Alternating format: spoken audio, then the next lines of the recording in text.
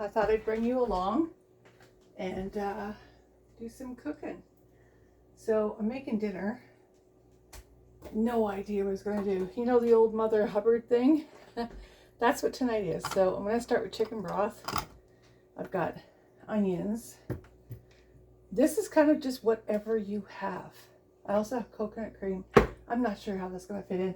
And I've got 5 cans of tuna, some water chestnuts, and mushrooms. And I do have an idea what I'm going to do. I'm just going to grate this carrot. Why don't you grab a cup of tea? Just go make a cup of tea and come back, okay? Pause me there and then come back, have a cup of tea. So, excuse me, I'm all allergied up. How about y'all? Canada is bad now for that.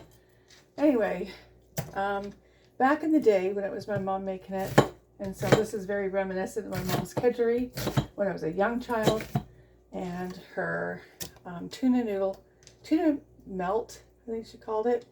And you can do tuna noodle casserole and stuff. So in the pot, I have a little bit of chicken broth. I've got half a carrot. Trust me, I have no idea how much I'm going to be doing here. You can't see what I'm doing. A really stupid thing. Hang on, 1 minute. There. Put that on high. And over here in the background, you can see me just chopping up some onions. I'm chopping up the ones that are okay. Other ones have gone kind of to seed, which are probably going to get planted. There's some celery that was freezing in the fridge. And I just thought, Mom used to make some of her best food. I'd like next to nothing in the fridge. Honestly, her best meals were, you give that woman 5-6 ingredients, she'd make the best meal you ever had. So, that's celery. Canned onions that were rinsed, don't worry about that. I'm going to add five tins of tuna. I'm going to rinse it up and I'll come back. Okay, it's coming to a boil. I'm just adding a little bit of pepper.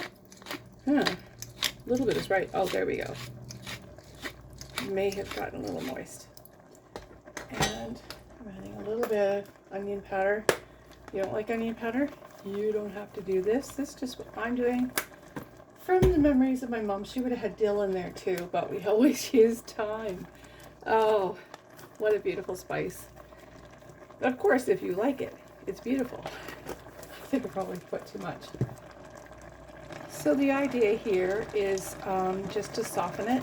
And you know, back in the day, we used to start with butter and, you know, do our onions. And if we had leftover celery, 1 piece of celery left in the fridge, we used that.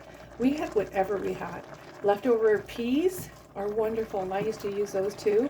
I never used mushrooms, but I went down and I thought, what do I have in the pantry? We have a lot down there, but I want to use what I've got. And I'm probably at the very end going to add chives from outside and some green scallions because I really like them, which is just long green onions, and you don't have to if you don't want. Putting in sliced walnut, not walnuts. They're not walnuts. They're these things, water chestnuts. Why? Because Paul really likes this. And also, this is a really good base if you want to make a tuna noodle casserole, because that's how my mom-in-law used to make it. We ate the whole pot, 4-quart pot. So I put the pot on it so it cooks faster. And I gotta tell you, honestly, it smells really, really good. And I had to move my Mackenzie Shaw tea kettle off the stove because I kind of want this area free. So until it's tender, there's no real rhyme or reason. So talking to Google, this is 900 mils. I put in probably half, which is, I don't know if it's accurate, 1.9. It's almost 2 cups of broth. The reason I add the broth is it really adds a nice flavor because I'm not adding cream, I'm not adding milk. A lot of people do. You can add cream, milk, and then add your butter to that. And then you could also start off with a roux and then do the rest of the vegetables, but that's not how I'm doing it. I'm doing it my way. It's really, really hot. So, and it's cooked. Al dente. Hot to my utmost. We'll come back. Rolling boil. Added 5 cans, I think, altogether of this tuna. And I don't have any more of this. I'm not adding milk to it. But this is going to make a lot because you could add water to it You could add cream, you could add milk, you can add coconut milk. You can add whatever you want, right? This is about whatever you want to do, because I'm doing what I want to do. We all know I have that personality. So anyway, let me get some water in here. Just a simple slurry. I got a kitty at my feet because every time I go to have tuna, and I have tuna quite a bit, she wants to have tuna. Oh, my son made the best crab cakes the other night. Oh, they went crabbing, and they looked really good. That's all I gotta say. Now you could add salt. This is very sodium reduced because Paul and myself and my family are doing sodium reduced. Just what we're doing. So this is what I use. It's just Anoni. Reduced sodium by 25%. You could add the Better Than Bouillon if you wanted, because that'll add a nice flavor to it. I mean, think about that, right? That's probably a lot. It's okay. I don't want it too thick. The other day I was making something that went too thick. I was like, yeah, not happening. But anyway, at this point, if you want to add your almond milk, your cow's milk, tin milk is how we used to do it. We also had a Jersey Guernsey cow, and you know, we had cream all the time. We're always trying to find inventive ways.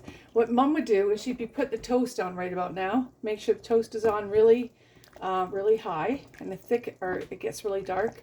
Pop it out, let it stay dry. Make this, thicken it, and she would have cream and butter and all that in it, and no salt, but she would have pepper. And then the oven was screeching hot, like 400. And then we would put this thickened tuna stuff on it and just pile on the cheese. And oh man, was that ever good. One slice of that and you're good. But see, this here, you can make anything from it. It's sort of a base. I'm going to sip on it in the cup. That's it. I don't really want the carbs to go with it. Paul's going to have rice, and he doesn't really like milk in his. And we've got some family members going to be over, and they're good with the way I cook it because they're used to me cooking. So we're good. I always say, if you don't like, you make your own damn dinner, right? Well, only one dinner here. Now, the water chestnuts work really, really well. Just in case you're wondering, they don't really have much of a flavor, but they have that intense crunch. At this point, nice green vegetable would be nice. Again, the peas, right? You want to add peas and carrots, go for it. If you got leftover peas and carrots or leftover supper, add that in here. If you want to thicken it with potatoes, go for it. My family has done everything with this recipe, and that's good for me. Here we go. It's off. I don't have to worry about dinner now. I just have to clean my mess, which is pretty minimal. I must say, I've done a pretty good job behind myself. I'm pretty good with that these days. All right, God's blessings. Take care.